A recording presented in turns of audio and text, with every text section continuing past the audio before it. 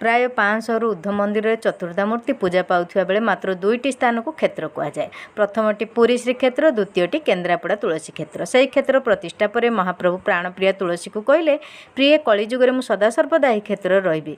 किंवदंती कहे कलिजुग आरंभ में महाप्रभु मणिविग्रह पालटी पाताली हो जाते पर से स्थान में एक तुलसी बण आपे आपे सृष्टि है। किछि वर्ष पर सिद्धदास नामक जड़े गोपालक सेठारे गाई चराउथिला बेले एक अलौकिक घटना घटिला।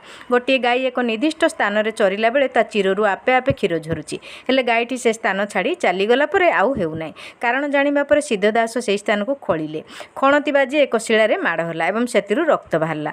भितर कौन अच्छी जानिबा पई स्थानीय लोकमानक सहायतार पूरा खोलिबा परे महाप्रभुंक मणिशिलार विराट मूर्ति बाहरी थिला। पुरुखा सेवायतଙ୍କ कहवा अनुसार एबे भी महाप्रभुंक मथारे एई खणती चिन्ह रहिछि। महाप्रभु श्री बलदेव तुलसी क्षेत्र निर्माण करबा आगरु सर्वप्रथमे श्री भद्रेश्वर शिवलिंग स्थापन करथिले बोली लोक